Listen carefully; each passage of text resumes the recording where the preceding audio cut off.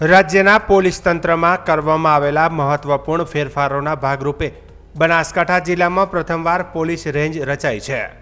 આ રેન્જના પ્રથમ આઈજી તરીકે પરીક્ષિતા રાઠોડને ચાર્જ સંભાળ્યો છે। જિલ્લાના વિભાજન બાદ પ્રથમ વખત બનાસકાંઠાને અલગ પોલીસ રેન્જ મળતા પોલીસ તંત્રમાં મહત્વપૂર્ણ ફેરફાર માનવામાં આવી રહ્યો છે। નવી રચાયેલી બનાસકાંઠા પોલીસ રેન્જમાં પાટણ, વાવથરાદ અને બનાસકાંઠા 3 જિલ્લાનો સમાવેશ કરવામાં આવ્યો છે।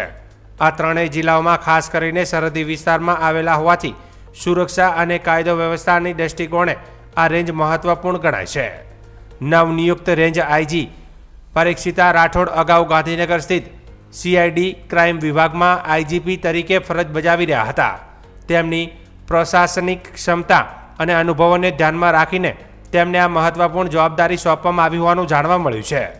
ચાર્જ સંભાળ્યા બાદ આઈજી પરીક્ષિતા રાઠોડે જણાવ્યું હતું કે સરહદી વિસ્તારોમાં કાયદો અને વ્યવસ્થા જાળવવી પોલીસ માટે સૌથી મોટી પ્રાથમિકતા રહેશે। ગુનાખોરી પર નિયંત્રણ, ટેકનોલોજી આધારિત પોલીસિંગ અને ઝડપી તપાસ દ્વારા પોલીસ કામગીરીને વધુ અસરકારક બનાવવામાં આવશે।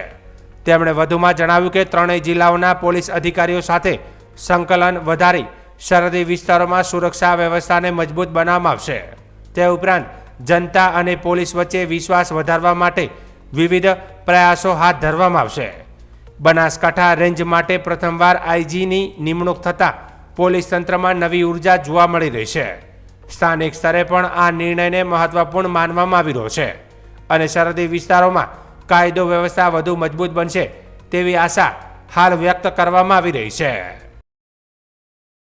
ગવર્મેન્ટ નિર્ણય લેશે અને જે દરેક રેન્જ માટે જે પ્રકારની જોગવાઈ છે સ્ટાફ માટેની, પીઆઈથી માંડીને સ્ટાફ, એ તમામ પ્રકારની જે ડીજી લેવલથી એ બધી જોગવાઈ થશે। અને આપની બેઠક અહીંયા જ રહેશે કે પછી બીજી આપના માટે? હાલ તો ટેમ્પરરી તો અહીંયા જ છે, પછી નવી રેન્જ છે એટલે આખું નવું એનું એસ્ટાબ્લિશમેન્ટ કરવા માટેની બધી જ તૈયારીઓ અમે લોકો કરીશું। બેન, પ્રજાને કાયદા અને વ્યવસ્થાને લઈને શું કહેવા માંગો છો?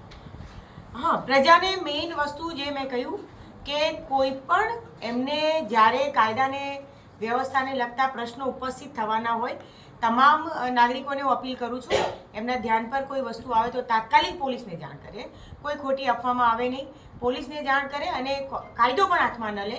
અને જે પણ એમની રજૂઆત હોય એ 3 એસપી છે, એની સાથે ડીવાયએસપી, અને મને પણ ગમે ત્યારે ગમે તે સમયે એમની કોઈ પણ રજૂઆત હોય તો મને કોલ કરી શકે છે। Thank you.